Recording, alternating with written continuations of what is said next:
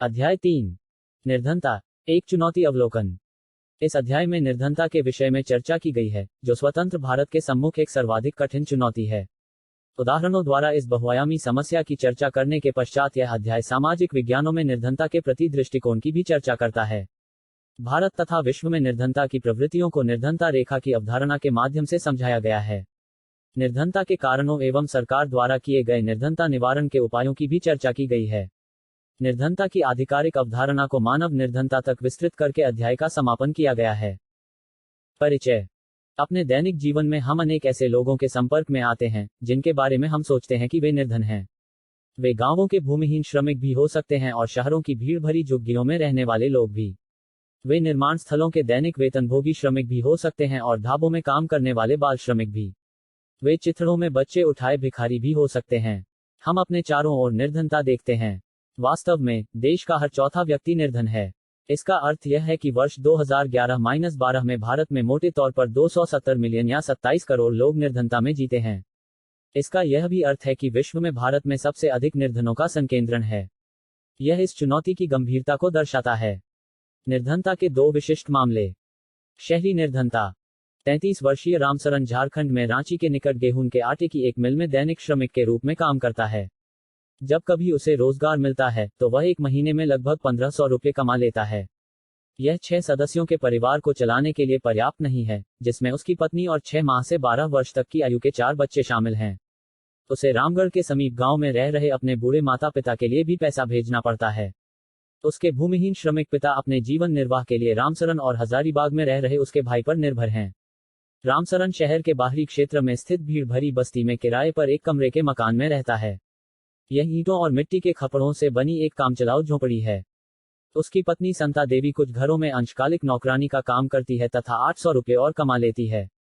वे दिन में 2 बार दाल और चावल का अल्प भोजन जुटा लेते हैं, पर यह उन सबके लिए कभी पर्याप्त नहीं होता। उसका बड़ा बेटा परिवार की आय में वृद्धि के लिए चाय की एक दुकान में एक सहायक का काम करके 300 रुपये और कमा लेता है। उसकी 10 साल की बेटी छोटे बच्चों की देखभाल करती है। कोई भी बच्चा स्कूल नहीं जाता। उनमें से प्रत्येक के पास 2 जोड़े फटे पुराने कपड़े ही हैं। नए कपड़े तभी खरीदे जाते हैं जब पुराने बिल्कुल पहनने योग्य नहीं रहते। जूते पहनना विलासिता है। छोटे बच्चे अल्पपोषित रहते हैं। जब वे बीमार होते हैं तो उन्हें चिकित्सा की कोई सुविधा नहीं मिलती। चित्र 3.1 रामसरन की कहानी। ग्रामीण निर्धनता। लखा सिंह उत्तर प्रदेश में मेरठ के पास एक गांव का रहने वाला है। उसके परिवार के पास कोई भूमि नहीं है, इसलिए वह बड़े किसानों के लिए छोटे मोटे काम करता है। काम अनियमित होता है और आय भी वैसी ही होती है।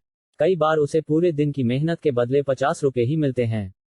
लेकिन प्रायः खेतों में पूरे दिन मेहनत करने के बाद उसे वस्तु के रूप में कुछ किलोग्राम गेहूं, दाल या थोड़ी सी सब्जी ही मिल पाती है। 8 सदस्यों का परिवार हमेशा 2 वक्त का भोजन भी नहीं जुटा पाता। लखा सिंह गांव के बाहर एक कच्ची झोपड़ी में रहता है। परिवार की महिलाएं पूरा दिन खेतों में चारा काटने और खेतों से जलाने की लकड़ियां बीनने में ही गुजार देती हैं। उसके पिता की, जो तपेदिक के मरीज थे, चिकित्सा के अभाव में 2 वर्ष पूर्व मृत्यु हो गई। उसकी मां अब उसी बीमारी से ग्रस्त है और उसका जीवन भी धीरे धीरे क्षीण हो रहा है। यद्यपि गांव में एक प्राथमिक विद्यालय है, लखा वहां भी नहीं गया। उसे 10 वर्ष की उम्र से ही कमाना शुरू करना पड़ा। नए कपड़े खरीदना कुछ वर्षों में ही संभव हो पाता है। यहां तक कि परिवार के लिए साबुन और तेल भी एक विलासिता है। चित्र 3.2 लखा सिंह की कहानी। निर्धनता के उपरोक्त मामलों का अध्ययन करें और निर्धनता से संबद्ध निम्नलिखित मुद्दों पर चर्चा करें। भूमिहीनता, बेरोजगारी, परिवार का आकार, निरक्षरता, खराब स्वास्थ्य, कुपोषण, बाल श्रम, असहायता। ऊपर के दोनों विशिष्ट उदाहरण निर्धनता के अनेक आयामों को दर्शाते हैं। वे दर्शाते हैं कि निर्धनता का अर्थ भूखमरी और आश्रय का न होना है। यह एक ऐसी स्थिति भी है जब माता पिता अपने बच्चों को विद्यालय नहीं भेज पाते या कोई बीमार आदमी इलाज नहीं करवा पाता। निर्धनता का अर्थ स्वच्छ जल और सफाई सुविधाओं का अभाव भी है। इसका अर्थ नियमित रोजगार की कमी भी है तथा न्यूनतम शालीनता स्तर का अभाव भी है। अंततः इसका अर्थ है असहायता की भावना के साथ जीना। निर्धन लोग ऐसी स्थिति में रहते हैं जिसमें उनके साथ खेतों, कारखानों, सरकारी कार्यालयों, अस्पतालों, रेलवे स्टेशनों और लगभग सभी स्थानों पर दुर्व्यवहार होता है। स्पष्ट है कि कोई भी निर्धनता में जीना नहीं चाहता। अपने करोड़ों लोगों को दयनीय निर्धनता से बाहर निकालना स्वतंत्र भारत की सबसे बड़ी चुनौतियों में से एक रही है। महात्मा गांधी हमेशा इस पर बल दिया करते थे कि भारत सही अर्थों में तभी स्वतंत्र होगा जब यहाँ का सबसे निर्धन व्यक्ति भी मानवीय व्यथा से मुक्त होगा। सामाजिक वैज्ञानिकों की दृष्टि में निर्धनता। चून की निर्धनता के अनेक पहलू हैं, सामाजिक वैज्ञानिक उसे अनेक सूचकों के माध्यम से देखते हैं। सामान्यतया प्रयोग किए जाने वाले सूचक वे हैं जो आय और उपभोग के स्तर से संबंधित हैं, लेकिन अब निर्धनता को निरक्षरता स्तर, कुपोषण के कारण रोग प्रतिरोधी क्षमता की कमी, स्वास्थ्य सेवाओं की कमी, रोजगार के अवसरों की कमी, सुरक्षित पेयजल एवं स्वच्छता तक पहुंच की कमी आदि जैसे अन्य सामाजिक सूचकों के माध्यम से भी देखा जाता है। सामाजिक अपवर्जन और असुरक्षा पर आधारित निर्धनता का विश्लेषण अब बहुत सामान्य होता जा रहा है, देखें बॉक्स। सामाजिक अपवर्जन। इस अवधारणा के अनुसार निर्धनता को इस संदर्भ में देखा जाना चाहिए कि निर्धनों को बेहतर माहौल और अधिक अच्छे वातावरण में रहने वाले संपन्न लोगों की सामाजिक समता से अपवर्जित रहकर केवल निकृष्ट वातावरण में दूसरे निर्धनों के साथ रहना पड़ता है। सामान्य अर्थ में सामाजिक अपवर्जन निर्धनता का एक कारण और परिणाम दोनों हो सकता है। मोटे तौर पर यह एक प्रक्रिया है जिसके माध्यम से व्यक्ति या समूह उन सुविधाओं, लाभों और अवसरों से अपवर्जित रहते हैं जिनका उपभोग दूसरे उनसे अधिक अच्छे करते हैं। इसका एक विशिष्ट उदाहरण भारत में जाति व्यवस्था की कार्यशैली है, जिसमें कुछ जातियों के लोगों को समान अवसरों से अपवर्जित रखा जाता है। इस प्रकार सामाजिक अपवर्जन लोगों की आय ही बहुत कम नहीं करता, बल्कि यह इससे भी कहीं अधिक क्षति पहुंचा सकता है। असुरक्षा। निर्धनता के प्रति असुरक्षा एक माप है जो कुछ विशेष समुदायों, जैसे किसी पिछड़ी जाति के सदस्य या व्यक्तियों, जैसे कोई विधवा या शारीरिक रूप से विकलांग व्यक्ति के भावी वर्षों में निर्धन होने या निर्धन बने रहने की अधिक संभावना जताता है। असुरक्षा का निर्धारण परिसंपत्तियों, शिक्षा, स्वास्थ्य और रोजगार के अवसरों के रूप में जीविका खोजने के लिए विभिन्न समुदायों के पास उपलब्ध विकल्पों से होता है। इसके अलावा इसका विश्लेषण प्राकृतिक आपदाओं, भूकंप, सुनामी, आतंकवाद आदि मामलों में इन समूहों के समक्ष विद्यमान बड़े जोखिमों के आधार पर किया जाता है। अतिरिक्त विश्लेषण इन जोखिमों से निपटने की उनकी सामाजिक और आर्थिक क्षमता के आधार पर किया जाता है। वास्तव में जब सभी लोगों के लिए बुरा समय आता है, चाहे कोई बाढ़ हो या भूकंप या फिर नौकरियों की उपलब्धता में कमी, दूसरे लोगों की तुलना में अधिक प्रभावित होने की बड़ी संभावना का निरूपण ही असुरक्षा है। निर्धनता रेखा। निर्धनता पर चर्चा के केंद्र में सामान्यतया निर्धनता रेखा की अवधारणा होती है। निर्धनता के आकलन की एक सर्वमान्य सामान्य विधि आय अथवा उपभोग स्तरों पर आधारित है। किसी व्यक्ति को निर्धन माना जाता है यदि उसकी आय या उपभोग स्तर किसी ऐसे न्यूनतम स्तर से नीचे गिर जाए जो मूल आवश्यकताओं के एक दिए हुए समूह को पूर्ण करने के लिए आवश्यक है। मूल आवश्यकताओं को पूर्ण करने के लिए आवश्यक वस्तुएं विभिन्न कालों एवं विभिन्न देशों में भिन्न हैं। अतः काल एवं स्थान के अनुसार निर्धनता रेखा भिन्न हो सकती है। प्रत्येक देश एक काल्पनिक रेखा का प्रयोग करता है जिसे विकास एवं उसके स्वीकृत न्यूनतम सामाजिक मानदंडों के वर्तमान स्तर के अनुरूप माना जाता है। उदाहरण के लिए, अमेरिका में उस आदमी को निर्धन माना जाता है जिसके पास कार नहीं है, जबकि भारत में अब भी कार रखना विलासिता मानी जाती है। भारत में निर्धनता रेखा का निर्धारण करते समय जीवन निर्वाह के लिए खाद्य आवश्यकता, कपड़, जूतों, ईंधन और प्रकाश, शैक्षिकी एवं चिकित्सा संबंधी आवश्यकताओं आदि पर विचार किया जाता है। इन भौतिक मात्राओं को रुपयों में उनकी कीमतों से गुणा कर दिया जाता है। निर्धनता रेखा का आकलन करते समय खाद्य आवश्यकता के लिए वर्तमान सूत्र वांछित कैलोरी आवश्यकताओं पर आधारित है। खाद्य वस्तुएं जैसे अनाज, दालें, सब्जियां, दूध, तेल, चीनी आदि मिलकर इस आवश्यक कैलोरी की पूर्ति करती हैं। आयु, लिंग, काम करने की प्रकृति आदि के आधार पर कैलोरी आवश्यकताएं बदलती रहती हैं। भारत में स्वीकृत कैलोरी आवश्यकता ग्रामीण क्षेत्रों में 2400 कैलोरी प्रति व्यक्ति प्रतिदिन एवं नगरीय क्षेत्रों में 2100 कैलोरी प्रति व्यक्ति प्रतिदिन है। चूंकि ग्रामीण क्षेत्रों में रहने वाले लोग अधिक शारीरिक कार्य करते हैं, अतः ग्रामीण क्षेत्रों में कैलोरी आवश्यकता शहरी क्षेत्रों की तुलना में अधिक मानी गई है। अनाज आदि के रूप में इन कैलोरी आवश्यकताओं को खरीदने के लिए प्रति व्यक्ति मौद्रिक व्यय को, कीमतों में वृद्धि को ध्यान में रखते हुए समय समय पर संशोधित किया जाता है। इन परिकल्पनाओं के आधार पर वर्ष 2011-12 में किसी व्यक्ति के लिए निर्धनता रेखा का निर्धारण ग्रामीण क्षेत्रों में 816 रुपये प्रतिमाह और शहरी क्षेत्रों में 1000 रुपये प्रतिमाह किया गया था। कम कैलोरी की आवश्यकता के बावजूद शहरी क्षेत्रों के लिए उच्च राशि निश्चित की गई, क्योंकि शहरी क्षेत्रों में अनेक आवश्यक वस्तुओं की कीमतें अधिक होती हैं। इस प्रकार वर्ष 2011-12 में ग्रामीण क्षेत्रों में रहने वाला 5 सदस्यों का परिवार निर्धनता रेखा के नीचे होगा यदि उसकी आय लगभग 4080 रुपये प्रतिमाह से कम है।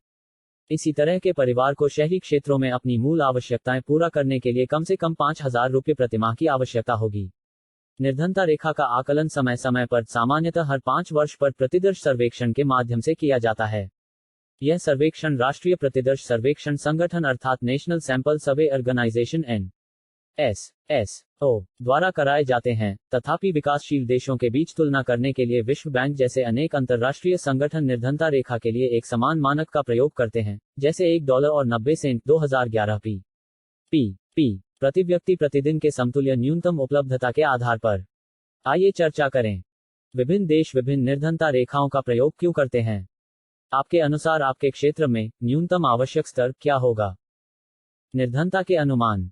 तालिका 3.1 से यह स्पष्ट है कि भारत में निर्धनता अनुपात में वर्ष 1993-94 में लगभग 45% से वर्ष 2004-05 में 37.2% तक महत्वपूर्ण गिरावट आई है। वर्ष 2011-12 में निर्धनता रेखा के नीचे के निर्धनों का अनुपात और भी गिरकर 22% पर आ गया। यदि यही प्रवृत्ति रही तो अगले कुछ वर्षों में निर्धनता रेखा से नीचे के लोगों की संख्या 20% से भी नीचे आ जाएगी। यद्यपि निर्धनता रेखा से नीचे रहने वाले लोगों का प्रतिशत पूर्व के 2 दशकों 1973-93 में गिरा है। निर्धन लोगों की संख्या वर्ष 2004-05 में 407 मिलियन से गिरकर 270 मिलियन वर्ष 2011-12, जिसमें औसतन गिरावट 2.2% वर्ष 2004-05 से 2011-12 के बीच में हुई है। आइए चर्चा करें। तालिका 3.1 का अध्ययन कीजिए और निम्नलिखित प्रश्नों के उत्तर दीजिए। 1993-94 और 2004-05 के मध्य निर्धनता अनुपात में गिरावट आने के बावजूद निर्धनों की संख्या 407 करोड़ के लगभग क्यों बनी रही? क्या भारत में निर्धनता में कमी की गतिकी ग्रामीण और शहरी भारत में समान है? आरेख 3.1 भारत में निर्धनता 2011-12 सर्वाधिक असुरक्षित समूह। स्रोत www.worldbank.org/2016/India योजक चिन्ह पॉवर्टी योजक चिन्ह प्रोफाइल एक्सेस्ड ऑन 29 सितंबर 2021। असुरक्षित समूह। निर्धनता रेखा से नीचे के लोगों का अनुपात भी भारत में सभी सामाजिक समूहों और आर्थिक वर्गों में एक समान नहीं है। जो सामाजिक समूह निर्धनता के प्रति सर्वाधिक असुरक्षित हैं, वे अनुसूचित जाति और अनुसूचित जनजाति के परिवार हैं। इसी प्रकार आर्थिक समूहों में सर्वाधिक असुरक्षित समूह ग्रामीण कृषि श्रमिक परिवार और नगरीय अनियत मजदूर परिवार हैं। निम्नलिखित आरेख 3.1 इन सभी समूहों में निर्धन लोगों के प्रतिशत को दर्शाता है। यद्यपि निर्धनता रेखा के नीचे के लोगों का औसत भारत में सभी समूहों के लिए 22 है, अनुसूचित जनजातियों के 100 में से 43 लोग अपनी मूल आवश्यकताओं को पूरा करने में असमर्थ हैं। इसी तरह नगरीय क्षेत्रों में 34% अनियत मजदूर निर्धनता रेखा के नीचे हैं। लगभग 34% अनियत कृषि श्रमिक ग्रामीण क्षेत्र में और 29% अनुसूचित जातियां भी निर्धन हैं। अनुसूचित जाति या अनुसूचित जनजाति के सामाजिक रूप से सुविधावंचित सामाजिक समूहों का भूमिहीन अनियत दिहाड़ी श्रमिक होना उनकी दोहरी असुविधा की समस्या की गंभीरता को दिखाता है। हाल के कुछ अध्ययनों ने दर्शाया है कि 1990 के दशक के दौरान अनुसूचित जनजाति परिवारों को छोड़कर अन्य सभी तीनों समूहों अनुसूचित जाति, ग्रामीण कृषि श्रमिक और शहरी अनियमित मजदूर परिवार में निर्धनता में कमी आई है। इन सामाजिक समूहों के अतिरिक्त परिवारों में भी आय असमानता है। निर्धन परिवारों में सभी लोगों को कठिनाइयों का सामना करना पड़ता है, लेकिन कुछ लोग दूसरों से अधिक कठिनाइयों का सामना करते हैं। कुछ संदर्भों में महिलाओं, वृद्ध लोगों और बच्चियों को भी ढंग से परिवार के उपलब्ध संसाधनों तक पहुंच से वंचित किया जाता है। चित्र 3.3 शिवरमन की कहानी। शिवरमन की कहानी।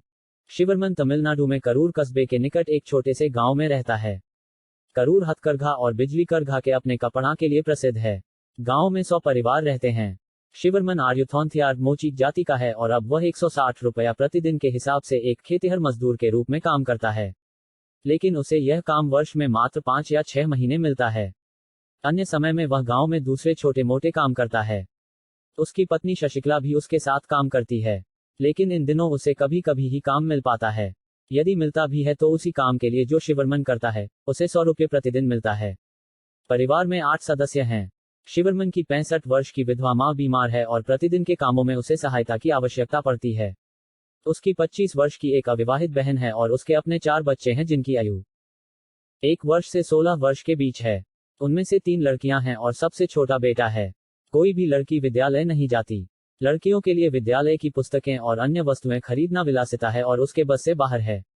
फिर एक दिन उनकी शादी भी करनी है, इसलिए वह अभी उनकी शिक्षा पर खर्च नहीं करना चाहता। उसकी मां की अब जीने की कोई इच्छा नहीं है और वह मृत्यु की प्रतीक्षा कर रही है। उसकी बहन और सबसे बड़ी लड़की घर का काम करती है। शिवरमन अपने बेटे को बड़ा होने पर विद्यालय भेजना चाहता है।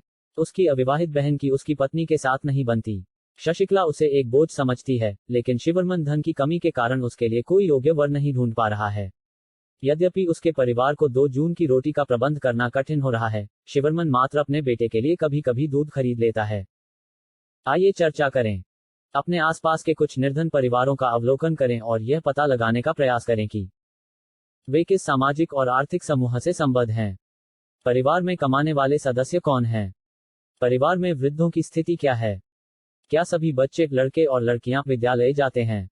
अंतर्राज्यीय असमानताएं। भारत में निर्धनता का एक और पहलू या आयाम है। प्रत्येक राज्य में निर्धन लोगों का अनुपात एक समान नहीं है। यद्यपि 1970 के दशक के प्रारंभ से राज्य स्तरीय निर्धनता में सुदीर्घकालिक कमी हुई है, निर्धनता कम करने में सफलता की दर विभिन्न राज्यों में अलग अलग है। वर्ष 2011-12 भारत में निर्धनता अनुपात 22% है। कुछ राज्य जैसे मध्य प्रदेश, असम, उत्तर प्रदेश, बिहार एवं ओडिशा में निर्धनता अनुपात राष्ट्रीय अनुपात से ज्यादा है। जैसा कि आरेख 3.2 दर्शाता है, बिहार और ओडिशा क्रमशः 33.7 और 32.6% निर्धनता औसत के साथ दो सर्वाधिक निर्धन राज्य बने हुए हैं। ओडिशा, मध्य प्रदेश, बिहार और उत्तर प्रदेश में ग्रामीण निर्धनता के साथ नगरीय निर्धनता भी अधिक है। इसकी तुलना में केरल, महाराष्ट्र, आंध्र प्रदेश, तमिलनाडु, गुजरात और पश्चिम बंगाल में निर्धनता में उल्लेखनीय गिरावट आई है। पंजाब और हरियाणा जैसे राज्य उच्च कृषि वृद्धि दर से निर्धनता कम करने में पारंपरिक रूप से सफल रहे हैं। केरल ने मानव संसाधन विकास पर अधिक ध्यान दिया है। पश्चिम बंगाल में भूमि सुधार उपायों से निर्धनता कम करने में सहायता मिली है। आंध्र प्रदेश और तमिलनाडु में अनाज का सार्वजनिक वितरण इसमें सुधार का कारण हो सकता है। वैश्विक निर्धनता परिदृश्य। विभिन्न देशों में अत्यंत आर्थिक निर्धनता, विश्व बैंक की परिभाषा के अनुसार प्रतिदिन $1.90 से कम पर जीवन निर्वाह करना में रहने वाले लोगों का अनुपात 1990 के 36% से गिरकर 2015 में 10% हो गया है। यद्यपि वैश्विक निर्धनता में उल्लेखनीय गिरावट आई है, लेकिन इसमें बृहत क्षेत्रीय भिन्नताएं पाई जाती हैं। तीव्र आर्थिक प्रगति और मानव संसाधन विकास में बृहत निवेश के कारण चीन और दक्षिण पूर्व एशिया के देशों में निर्धनता में विशेष कमी आई है। चीन में निर्धनों की संख्या 1981 के 88.3% से घटकर 2008 में 14.7% और वर्ष 2015 में 0.7% रह गई है। दक्षिण एशिया के देशों भारत, पाकिस्तान, श्रीलंका, नेपाल, बांग्लादेश, भूटान में निर्धनों की संख्या में गिरावट इतनी ही तीव्र रही है और 2005 में 34% से गिरकर 2013 में 16.2% हो गई है। निर्धनों के प्रतिशत में गिरावट के साथ ही निर्धनों की संख्या में भी कमी आई, जो 2005 में 510.4 मिलियन से घटकर 2013 में 274.5 मिलियन रह गई है। भिन्न निर्धनता रेखा परिभाषा के कारण भारत में भी निर्धनता राष्ट्रीय अनुमान से अधिक है। आइए चर्चा करें। आरेख का अध्ययन कर निम्नलिखित कार्य करें। 3 राज्यों की पहचान करें जहां निर्धनता अनुपात सर्वाधिक है। 3 राज्यों की पहचान करें जहां निर्धनता अनुपात सबसे कम है। सब सहारा अफ्रीका में निर्धनता वास्तव में 2005 के 51% से घटकर 2018 में 40.2% हो गई है। आरेख 3.3 देखें। लैटिन अमेरिका में निर्धनता का अनुपात वही रहा है। यहां पर निर्धनता रेखा 2005 में 10% से गिरकर 2018 में 4% रह गई है। देखें आरेख 3.3। रूस जैसे पूर्व समाजवादी देशों में भी निर्धनता पुनः व्याप्त हो गई, जहां पहले आधिकारिक रूप से कोई निर्धनता थी ही नहीं। तालिका 3.2 अंतर्राष्ट्रीय निर्धनता रेखा अर्थात $1.90 प्रतिदिन से नीचे की जनसंख्या की परिभाषा के अनुसार विभिन्न देशों में निर्धनता के नीचे रहने वाले लोगों का अनुपात दर्शाती है। संयुक्त राष्ट्र के नए सतत विकास के लक्ष्य को 2030 तक सभी प्रकार की गरीबी खत्म करने का प्रस्ताव है। आरेख 3.2 भारत के चुनिंदा राज्यों में निर्धनता अनुपात 2011 जनगणना के अनुसार। स्रोत आर्थिक सर्वेक्षण 2020-21 भारत सरकार। आइए चर्चा करें। आरेख 3.4 का अध्ययन कर निम्नलिखित कार्य करें। विश्व के उन क्षेत्रों की पहचान करें जहां निर्धनता अनुपात में गिरावट आई है। विश्व के उस क्षेत्र की पहचान करें जहां निर्धनों की संख्या सर्वाधिक है। तालिका 3.2 निर्धनता हेडकाउंट अनुपात कुछ चुनिंदा देशों के बीच तुलना। आरेख 3.3 प्रतिदिन $1.90 पर जीवनयापन करने वाले लोग 2005-2019। स्रोत विश्व बैंक के आंकड़े 2019। आरेख 3.4 क्षेत्रानुसार निर्धनों की संख्या $1.90 प्रतिदिन मिलियन। स्रोत वर्ल्ड बैंक पावरकलनेट और poverty and equity portal. http://databank.worldbank.org/data/reports.aspx। Source equals poverty and equity database. निर्धनता के कारण। भारत में व्यापक निर्धनता के अनेक कारण हैं। एक ऐतिहासिक कारण ब्रिटिश औपनिवेशिक प्रशासन के दौरान आर्थिक विकास का निम्न स्तर है। औपनिवेशिक सरकार की नीतियों ने पारंपरिक हस्तशिल्पकारी को नष्ट कर दिया और वस्त्र जैसे उद्योगों के विकास को हतोत्साहित किया। विकास की धीमी दर 1980 के दशक तक जारी रही। इसके परिणामस्वरूप रोजगार के अवसर घटे और आय की वृद्धि दर गिरी। इसके साथ साथ जनसंख्या में उच्च दर से वृद्धि हुई। इन दोनों ने प्रति व्यक्ति आय की समृद्धि दर को बहुत कम कर दिया। आर्थिक प्रगति को बढ़ावा और जनसंख्या नियंत्रण दोनों मोर्चों पर असफलता के कारण निर्धनता का चक्र बना रहा। सिंचाई और हरित क्रांति के प्रसार से कृषि क्षेत्र में रोजगार के अनेक अवसर सृजित हुए, लेकिन इनका प्रभाव भारत के कुछ भागों तक ही सीमित रहा। सार्वजनिक और निजी दोनों क्षेत्रों ने कुछ रोजगार उपलब्ध कराए, लेकिन ये रोजगार तलाश करने वाले सभी लोगों के लिए पर्याप्त नहीं हो सके। शहरों में उपयुक्त नौकरी पाने में असफल अनेक लोग रिक्शा चालक, विक्रेता, गृह निर्माण श्रमिक, घरेलू नौकर आदि के रूप में कार्य करने लगे। अनियमित और कम आय के कारण ये लोग महंगे मकानों में नहीं रह सकते थे।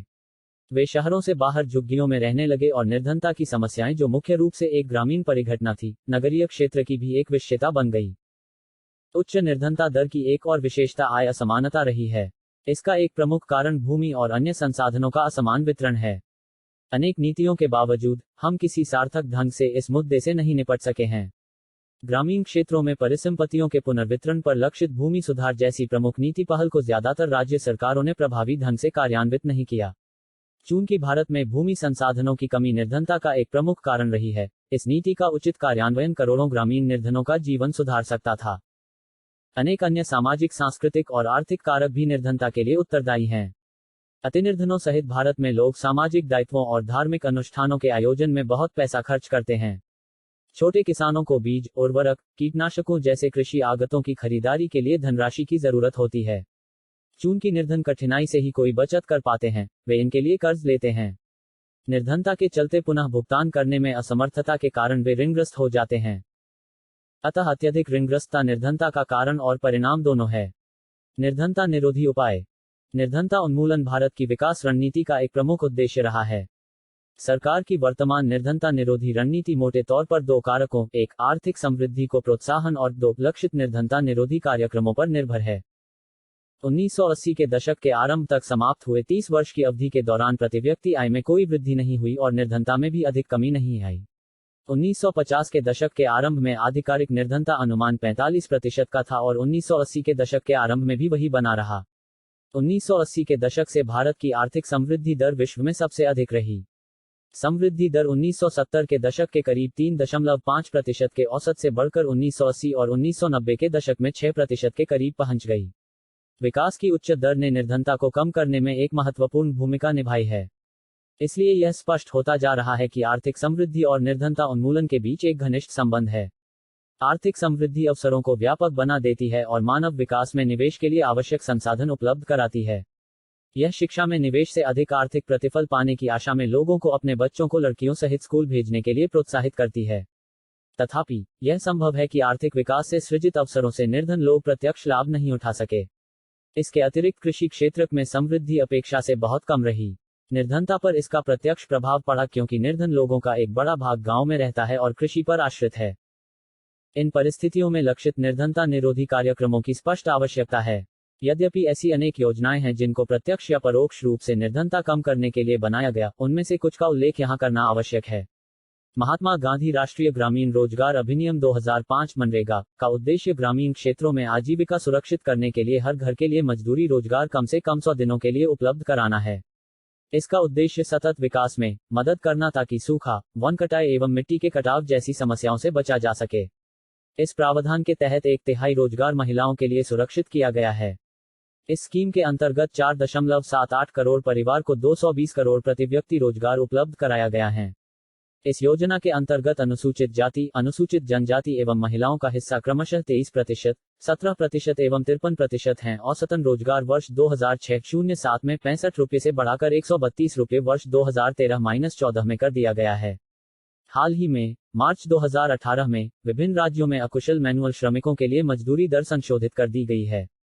इन राज्यों एवं संघ शासित प्रदेशों में मजदूरी दर की सीमा परिसर 281 रुपये पर प्रतिदिन हरियाणा के श्रमिकों के लिए से 168 रुपये पर प्रतिदिन बिहार और झारखंड के श्रमिकों के लिए तय की गई है। केंद्र सरकार राष्ट्रीय रोजगार गारंटी कोष भी स्थापित करेगी। इसी तरह राज्य सरकारें भी योजना के कार्यान्वयन के लिए राज्य रोजगार गारंटी कोष की स्थापना करेंगी। कार्यक्रम के अंतर्गत अगर आवेदक को 15 दिन के अंदर रोजगार उपलब्ध नहीं कराया गया तो वह दैनिक बेरोजगार भत्ते का हकदार होगा। एक और महत्वपूर्ण योजना राष्ट्रीय काम के बदले अनाज कार्यक्रम है, जिसे 2004 में देश के सबसे पिछड़े 150 जिलों में लागू किया गया था। यह कार्यक्रम उन सभी ग्रामीण निर्धनों के लिए है जिन्हें मजदूरी पर रोजगार की आवश्यकता है और जो अकुशल शारीरिक काम करने के इच्छुक हैं। इसका कार्यान्वयन 100% केंद्रीय वित्तपोषित कार्यक्रम के रूप में किया गया है और राज्यों को खाद्यान्न शुल्क उपलब्ध कराए जा रहे हैं। एक बार NREGA लागू हो जाए तो काम के बदले अनाज NFWP का राष्ट्रीय कार्यक्रम भी इस कार्यक्रम के अंतर्गत आ जाएगा। प्रधानमंत्री रोजगार योजना एक अन्य योजना है जिसे 1993 में आरंभ किया गया। इस कार्यक्रम का उद्देश्य ग्रामीण क्षेत्रों और छोटे शहरों में शिक्षित बेरोजगार युवाओं के लिए स्वरोजगार के अवसर सृजित करना है। उन्हें लघु व्यवसाय और उद्योग स्थापित करने में उनकी सहायता दी जाती है। ग्रामीण रोजगार सृजन कार्यक्रम का आरंभ 1995 में किया गया। इसका उद्देश्य ग्रामीण क्षेत्रों और छोटे शहरों में स्वरोजगार के अवसर सृजित करना है। 10वीं पंचवर्षीय योजना में इस कार्यक्रम के अंतर्गत 25 लाख नए रोजगार के अवसर सृजित करने का लक्ष्य रखा गया है। स्वर्ण जयंती ग्राम स्वरोजगार योजना का आरंभ 1999 में किया गया। इस कार्यक्रम का उद्देश्य सहायता प्राप्त निर्धन परिवारों को स्वसहायता समूहों में संगठित कर बैंक ऋण और सरकारी सहायकी के संयोजन द्वारा निर्धनता रेखा से ऊपर लाना है। प्रधानमंत्री ग्रामोदय योजना 2000 में आरंभ के अंतर्गत प्राथमिक स्वास्थ्य, प्राथमिक शिक्षा, ग्रामीण आश्रय, ग्रामीण पेयजल और ग्रामीण विद्युतीकरण जैसी मूल सुविधाओं के लिए राज्यों को अतिरिक्त केंद्रीय सहायता प्रदान की जाती है। एक और महत्वपूर्ण योजना अंत्योदय अन्न योजना है, जिसके बारे में आप अगले अध्याय में विस्तार से पढ़ेंगे। इन कार्यक्रमों के मिले जुले परिणाम हुए हैं। उनके कम प्रभावी होने का एक मुख्य कारण उचित कार्यान्वयन और सही लक्ष्य निश्चित करने की कमी है। इसके अतिरिक्त कुछ योजनाएं परस्पर व्यापी भी हैं। अच्छी नीयत के बावजूद इन योजनाओं के लाभ उनके पात्र निर्धनों को पूरी तरह नहीं मिल पाए। इसलिए हाल के वर्षों में निर्धनता उन्मूलन कार्यक्रमों के उचित परिवीक्षण पर अधिक बल दिया गया है। भावी चुनौतियां। भारत में निर्धनता में निश्चित रूप से गिरावट आई है, लेकिन प्रगति के बावजूद निर्धनता उन्मूलन भारत की एक सबसे बाध्यकारी चुनौती है। ग्रामीण और शहरी क्षेत्रों और विभिन्न राज्यों में निर्धनता में व्यापक असमानता है। कुछ सामाजिक और आर्थिक समूह निर्धनता के प्रति अधिक असुरक्षित हैं। आशा की जा रही है कि निर्धनता उन्मूलन में अगले 10 से 15 वर्षों में अधिक प्रगति होगी। यह मुख्यतः उच्च आर्थिक समृद्धि, सार्वजनिक शुल्क, प्राथमिक शिक्षा पर जोर, जनसंख्या विकास में गिरावट, महिलाओं और समाज के आर्थिक रूप से कमजोर वर्गों के बढ़ते सशक्तिकरण के कारण संभव हो सकेगा। लोगों के लिए निर्धनता की आधिकारिक परिभाषा उनके केवल एक सीमित भाग पर लागू होती है। यह न्यूनतम जीवन निर्वाह के उचित स्तर की अपेक्षा जीवन निर्वाह के न्यूनतम स्तर के विषय में है। अनेक बुद्धिजीवियों ने इसका समर्थन किया है कि निर्धनता की अवधारणा का विस्तार मानव निर्धनता तक कर देना चाहिए। हो सकता है कि बड़ी संख्या में लोग अपना भोजन जुटाने में समर्थ हों, लेकिन क्या उनके पास शिक्षा है, या घर है, या स्वास्थ्य सेवा की सुविधा है, या रोजगार की सुरक्षा है, या आत्मविश्वास है? क्या वे जाति और लिंग आधारित भेदभाव से मुक्त हैं? क्या बाल श्रम की प्रथा अब भी प्रचलित है? विश्वव्यापी अनुभव बताते हैं कि विकास के साथ निर्धनता की परिभाषा भी बदलती है। निर्धनता उन्मूलन हमेशा एक गतिशील लक्ष्य है। आशा है कि हम अगले दशक के अंत तक सभी लोगों को केवल आय के संदर्भ में न्यूनतम आवश्यक आय उपलब्ध करा सकेंगे। सभी को स्वास्थ्य सेवा, शिक्षा और रोजगार सुरक्षा उपलब्ध कराना, लैंगिक समता तथा निर्धनों का सम्मान जैसी बड़ी चुनौतियां हमारे लक्ष्य होंगे। ये और भी बड़े काम होंगे। सारांश। आपने इस अध्याय में देखा कि निर्धनता के अनेक आयाम हैं। सामान्यतः इसे निर्धनता रेखा की अवधारणा के द्वारा मापा जाता है। इस अवधारणा के द्वारा हमने निर्धनता में मुख्य वैश्विक तथा राष्ट्रीय प्रवृत्तियों का विश्लेषण किया है। परंतु हाल के वर्षों में निर्धनता का विश्लेषण सामाजिक अपवर्जन जैसी अनेक नई अवधारणाओं के द्वारा समृद्ध हो रहा है। इसी प्रकार चुनौतियां भी बढ़ती जा रही हैं, क्योंकि विद्वान लैग इस अवधारणा का मानव निर्धनता में विस्तार कर रहे हैं। अभ्यास। एक भारत में निर्धनता रेखा का आकलन कैसे किया जाता है? 2. क्या आप समझते हैं कि निर्धनता आकलन का वर्तमान तरीका सही है? 3. भारत में 1973 से निर्धनता की प्रवृत्तियों की चर्चा करें। 4. भारत में निर्धनता में अंतर-राज्य असमानताओं का एक विवरण प्रस्तुत करें। 5. उन सामाजिक और आर्थिक समूहों की पहचान करें जो भारत में निर्धनता के समक्ष निरुपाय हैं। 6. भारत में अंतर्राज्यीय निर्धनता में विभिन्नता के कारण बताएं। 7. वैश्विक निर्धनता की प्रवृत्तियों की चर्चा करें। 8. निर्धनता उन्मूलन की वर्तमान सरकारी रणनीति की चर्चा करें। 9. निम्नलिखित प्रश्नों का संक्षेप में उत्तर दें। कब मानव निर्धनता से आप क्या समझते हैं? कब निर्धनों में भी सबसे निर्धन कौन है? राष्ट्रीय ग्रामीण रोजगार गारंटी अधिनियम 2005 की मुख्य विशेषताएं क्या हैं? संदर्भ।